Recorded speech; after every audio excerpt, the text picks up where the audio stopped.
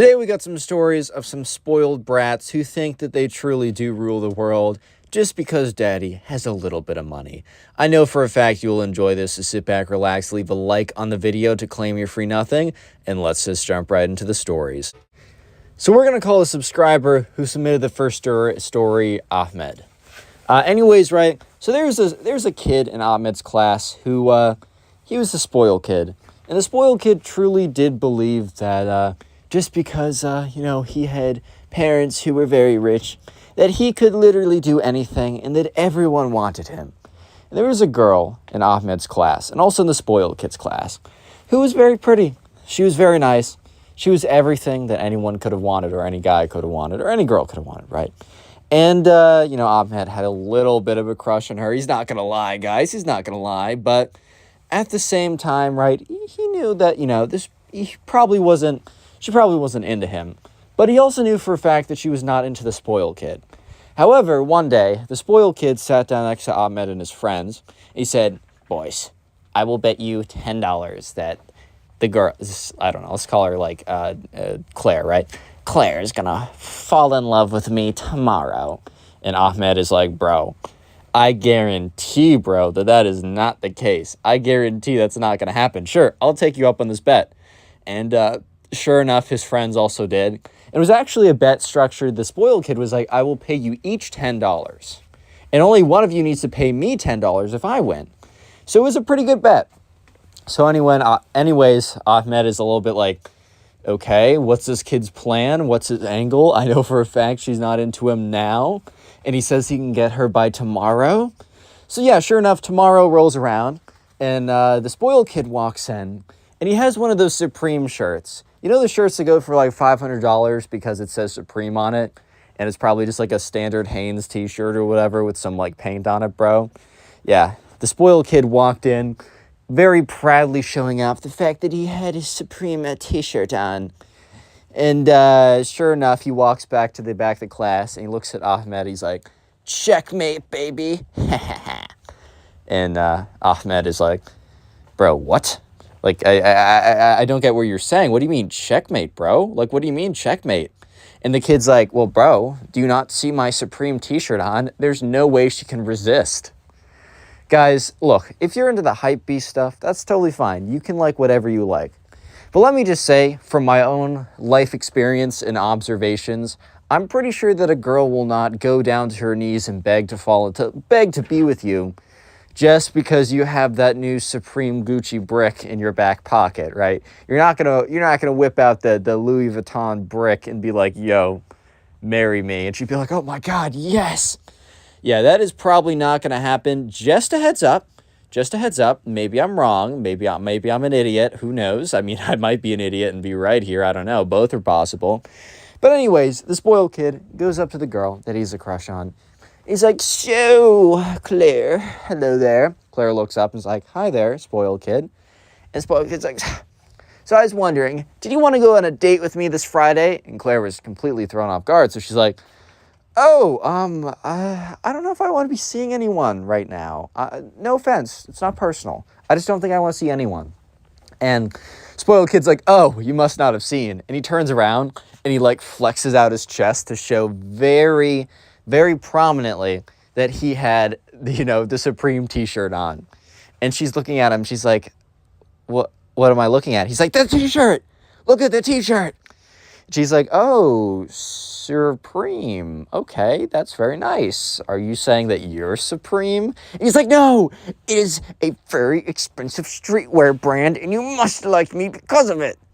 And she's like, "I'm sorry, I'm not going to be dating anyone." So spoiled kid very angrily walks to the back of the classroom. And he did not have the money to give them because he expected so confidently that he was going to win, that she was going to fall in love with him because of the t-shirt he was wearing, that the spoiled kid literally didn't even bring the money. He just expected that, no, he was going to be fine, guys. Like, why are you even questioning, bro? Like, obviously this kid's going to be fine. But no, that was not the case. So yeah, the next day comes around, he brings in the money, and he gives it to Ahmed and his friends. Anyways, we're going to call the subscriber who submitted the next story Ibrahim. So there's a kid in Ibrahim's class who was the spoiled kid, right? He was a very standard, stereotypical spoiled kid. And sure enough, right, at Ibrahim's school, you could either bring in your own lunch or you could have the school lunch. The school lunch was atrocious. It was awful. There was no redeeming qualities about the school lunch. Nothing about it was good. It was awful, and Ibrahim just kind of dealt with it every single day. As everyone who went to the school dealt with it. He dealt with it like they did, you know? It's just how it goes. It's literally just how it goes, man. So sure enough, right, this all happened one day. And the spoiled brat is sitting there. And you hear him start to freak out, so people turn around. And do you guys know why the spoiled brat was freaking out? He was freaking out because he forgot to bring in the packed lunch that his mother had made him. Because the spoiled brat would always bring in his own lunch, which I can't blame him. Like, I probably would too at the school.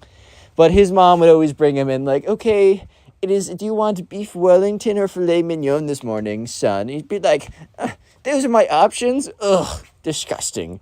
No, but, he would always bring in his own lunch, and it would always be super awesome or whatever. And he was freaking out because he started to realize that he needed to eat the school lunch.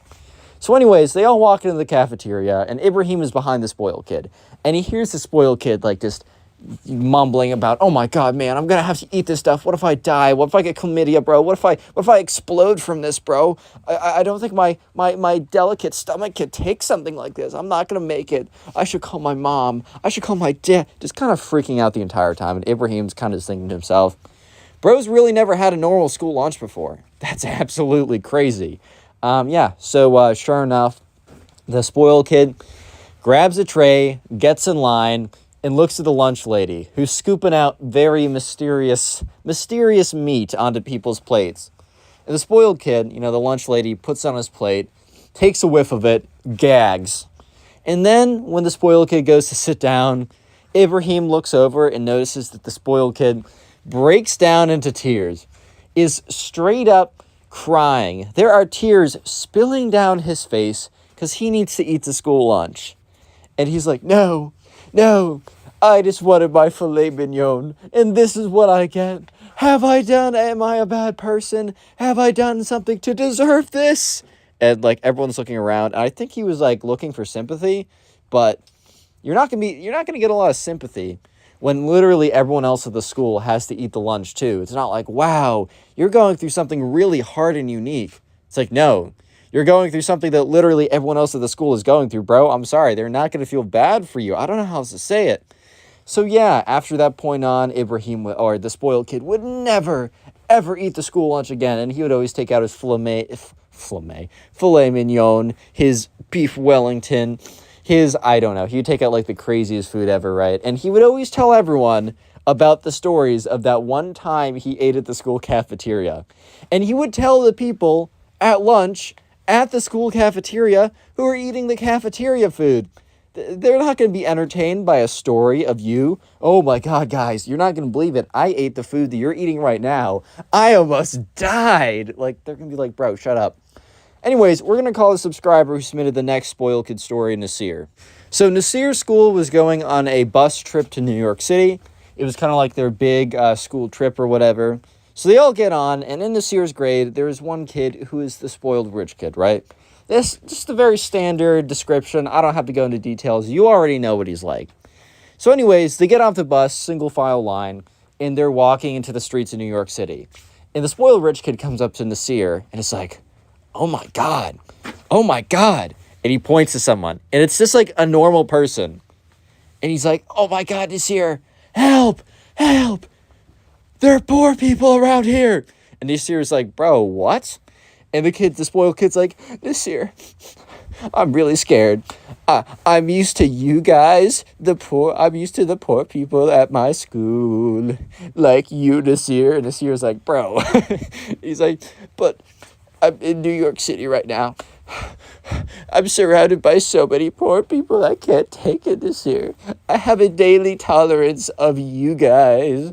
And Nasir's like, bro, chill out. They're not going to eat you, bro. Like, what are you saying? And he's like, no, I saw them on Twitter. They said that they were going to eat me. As a, like, oh, they're going to eat the rich or something. And Nasir's like, bro. Nasir's like, of course I have to babysit this kid. And I'm not even getting paid, dude. But anyways, this year's like, it's fine. Just stick close to me. You'll be fine. Trust me. It'll be all good. And the kid's like, oh, okay.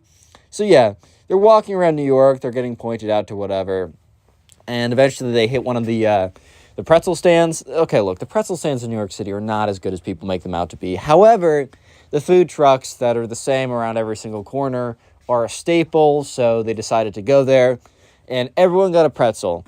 And, the spoiled kid was taking a bite, and he's like, this poor person's sustenance actually isn't that bad.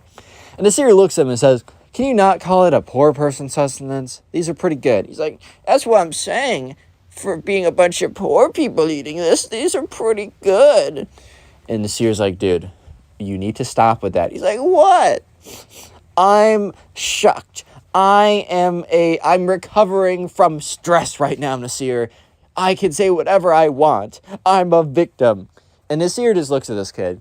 It's like, bro really thinks that he's a victim for being in the presence of people with a lower income than his father.